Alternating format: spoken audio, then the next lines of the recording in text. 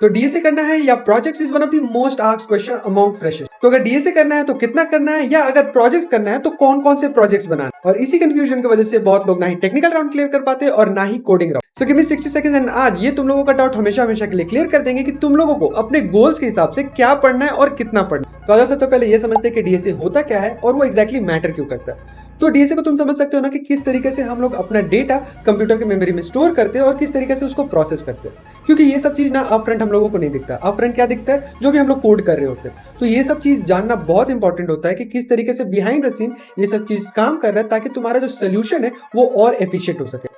Basically इसको समझ सकते हो कि तुम्हारा माइंड के लिए एक जिम है। जितना ज्यादा ट्रेन करोगे, जितना ज्यादा प्रॉब्लम सॉल्व करोगे, उतना ज्यादा तुम्हारा प्रॉब्लम सॉल्विंग एबिलिटी बढ़ जाएगा। अब ये मैटर क्यों करता है, तो बेसिकली जितने भी प्रोडक्ट बेस्ड कंपनी है ना, सबके लिए डीएसए जो है वो कोर इंपॉर्टेंट पार्ट, क्योंकि उन लोगों को जो प्रॉब्लम है ना, जस्ट सॉल्यूशन नहीं चाहिए, उन लोगों को एक एफिशिएंट सोल्यूशन चाहिए, जिसकी वजह से डीएसए स्ट्रॉन्ग रहना बहुत important. Secondary 70 to 80% of the companies का इंटरव्यू में डीएसए पूछा ही जाता है। तो तुम्हारा अगर कोई भी कोडिंग राउंड क्लियर करना है ना, तो वहां पे डीएसए इज मस्ट। तो अभी प्रोजेक्ट क्या है और वो एग्जैक्टली मैटर क्यों करता है। तो बेसिकली प्रोजेक्ट ना ये डिस्प्ले करता है कि तुम्हें रियल वर्ल्ड में कुछ यूजफुल बनाने आप, क्योंकि बुकिश नॉलेज या फिर कॉन्सेप्ट रह के कोई फायदा नहीं अगर तुम उसको रियल वर्ल्ड में इंप्लीमेंट ही ना कर सको। तो प्रोजेक्ट तुम्हारे लिए एज अ प्रूफ काम करता है कि तुम्हें रियल वर्ल्ड में एक्चुअली में कुछ करने आता है। सेकेंडरी प्रोजेक्ट तुम्हारा ये बताता है कि तुम किसी एक पर्टिकुलर टूल या फ्रेमवर्क को यूज करने जानते हो, तुम्हारे पास ऑन हैंड एक्सपीरियंस है, ताकि तुम अगर अभी के अभी काम दिया जाए तो तुम स्टार्ट कर सको। तो अब ये मैटर क्यों करता है, तो जितने भी सर्विस बेस्ड कंपनी या फिर स्टार्टअप्स होते हैं ना, उन लोगों को फ्रॉम द वेरी बिगनिंग काम कराना रहता है।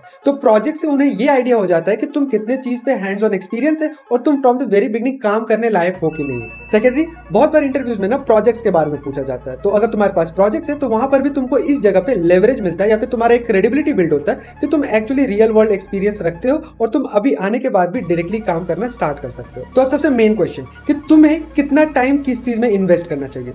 अब ये कंप्लीटली डिपेंड करता है कि तुम्हारा गोल क्या है। तुम्हारा दो गोल हो सकता है, या तो तुम्हें एक बड़े कंपनी में या फिर प्रोडक्ट बेस्ड कंपनी में जाना है, तो वहां पे तुम्हारा जितना भी टाइम है उसका 70% ऑफ द टाइम डीएसए में दोगे और 30% ऑफ द टाइम प्रोजेक्ट्स में। तो अगर 5 घंटा है तो 5 घंटा का 70% डीएसए में जाएगा और 30% प्रोजेक्ट्स में जाएगा। सिमिलरली अगर तुम्हें स्टार्टअप्स या फिर सर्विस बेस्ड कंपनी को फोकस करना है तो तुम्हें 40%, 30 भी चलेगा, लेकिन 40% टाइम जो है वो डीएसए में देना है और 60% ऑफ द टाइम देना है वो प्रोजेक्ट्स में देना है। तो इस वीडियो को सेव कर लो, और अगर तुम लोगों को ये जानना है कि किस तरीके के प्रोजेक्ट्स बनाने चाहिए एज अ बिगनर, या फिर डीएसए में क्या क्या चीज पढ़ना चाहिए एज अ बिगनर, तो स्टे ट्यून्ड, क्योंकि नेक्स्ट वीडियो इसी के ऊपर होने वाला है। और हम लोग मिलते हैं नेक्स्ट वीडियो में।